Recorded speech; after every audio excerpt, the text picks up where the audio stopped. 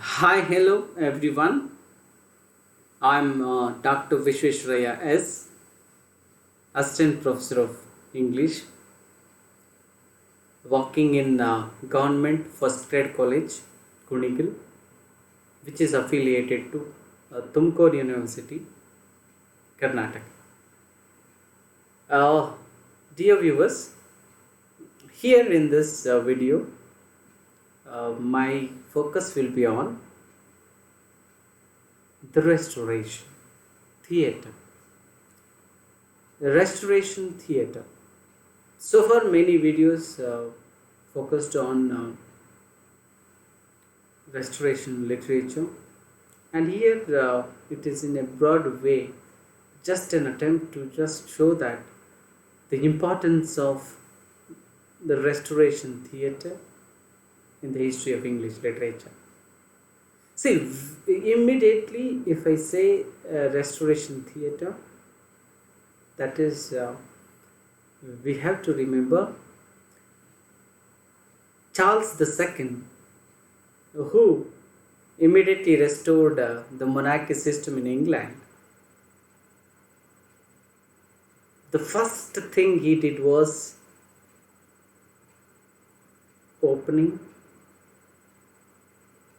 reopening theatres, because before Charles II, Oliver Cromwell, Puritan king, banned the theatres, closed all the theatres and shows. So this is the reopening, or that is opening this theatres and leading to enact on the stage. And Charles II was prominently first he opened the theatres, and then the recreation for the people of England started. So look at that, how restoration theatre began, and what and all and theatre, in the sense you just see that how the concept or the plays on the stage and the characters and everything, costumes and background music, everything comes to our mind. So this is how the restoration theatre began with the King Charles II, right? Okay, so this very importantly, you understand here in this video how even Charles II himself involved in watching dramas or plays on the in theaters. Okay, right. So many playwrights, and they started their profession as playwrights. It was becoming the profession for many of the drama writers. Okay, so this how let us have some slides on the screen so that you'll be knowing more about restoration theatre. Okay, yes.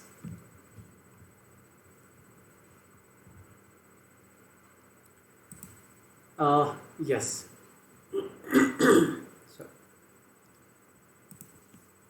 So, yeah, let us see the background of this slide or this topic.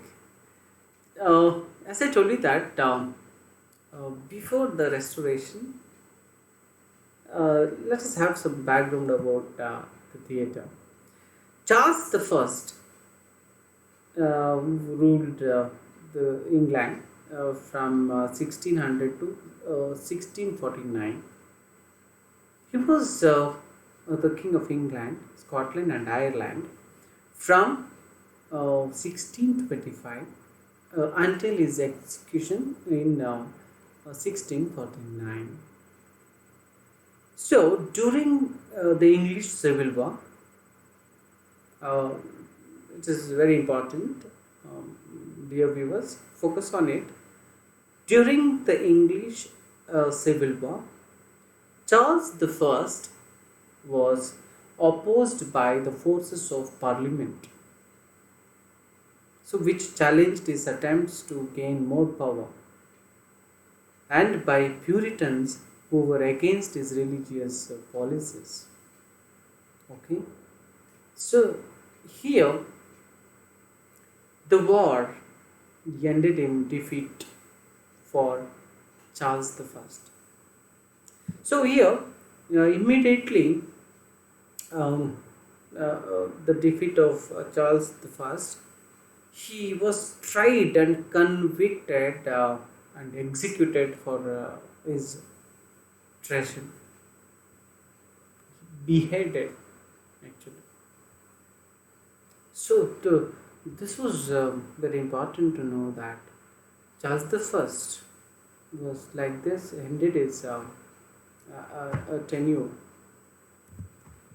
Okay, before Charles the First was beheaded, his son Charles the Second fled to France. Importantly, Charles the Second, who was son of Charles the First, with because his father was defeated and beheaded.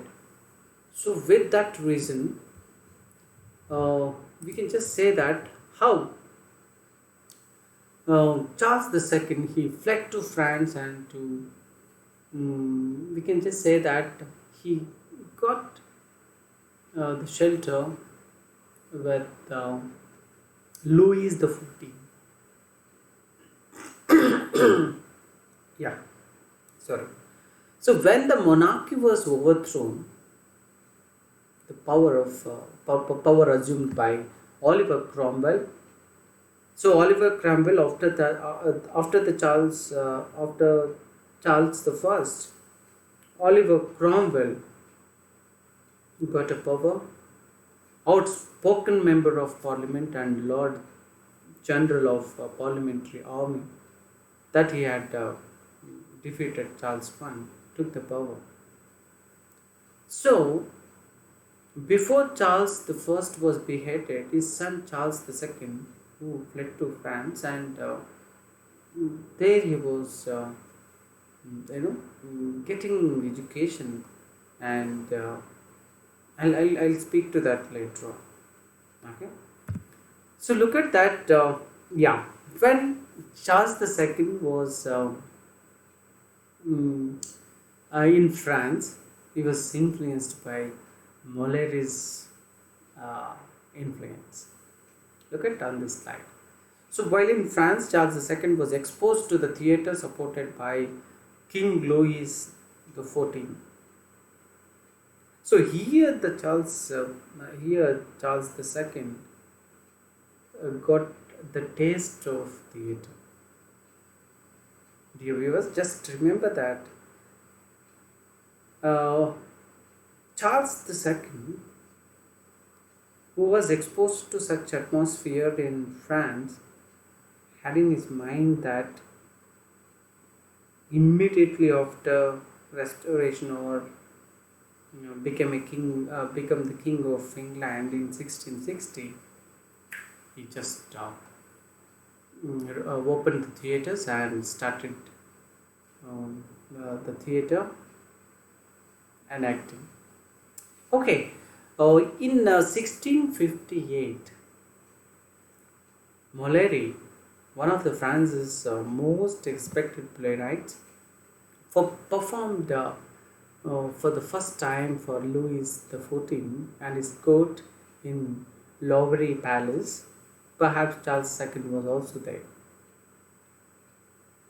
So thus, some of the plays were very much attracted by Charles II of Molière's plays includes The Miser, The School for Wives, The Imaginary Invalid, Tort of Fee, these were the place which was influenced Charles II of Molary's place. Okay, so yeah. So here we would like to just focus again on Oliver Cromwell's regime. How was it, and what made theatre or restoration theatre important because of this? Okay, Oliver Cromwell's regime was like this. In his time, England became